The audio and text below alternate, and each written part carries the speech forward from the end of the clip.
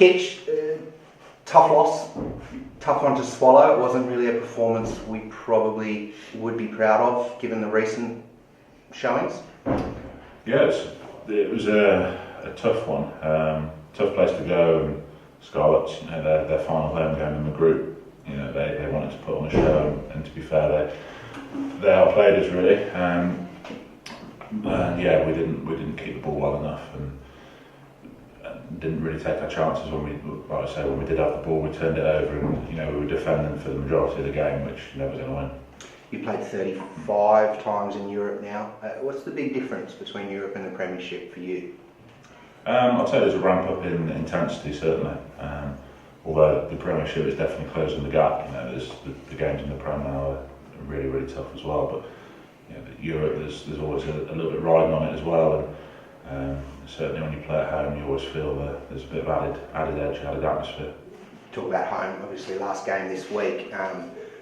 While it is a dead rubber, any game at Welford Road, especially European days or nights at Welford Road, mean everything to any Tigers player, don't they? Yeah, and they're the ones we want to play in. Like you say, it is a dead rubber, but for us it's certainly not that. We need to put in a performance that we can be proud of. Our last European game of the season, unfortunately, but look, we can put a good marker down at home, and that'll take us into the game against Saints next week, and also that run into the Prem.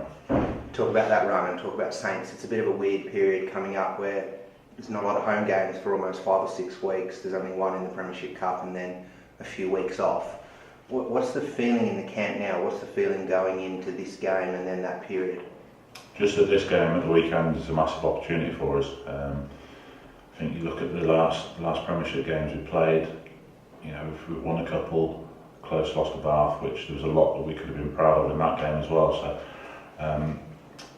obviously we need to put right land with the Scarlets, but we need to continue that momentum that we built, because I think that game after Gloucester we were in a pretty good place, and we want to keep that momentum, like I say.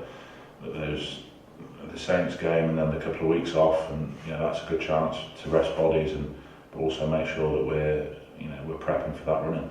As cliche as it is, are we essentially just focusing on ourselves at the moment? This whole year's been about, I guess, a bit of a rollercoaster to start with, up and down, and quite an emotional training year. But are we kind of just playing against ourselves and really just focusing on ourselves?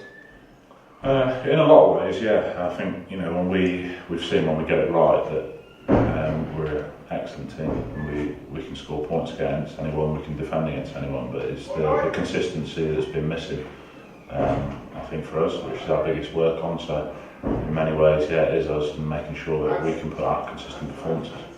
I want to ask you about Mark Bakewell, who's now a year on into the job. How much of an influence has he had since he arrived? Yeah, Bates has been great. He's really diligent, especially around his line-up stuff. He's helped me out a great deal. His session's been good, and I think we've seen the benefits from it.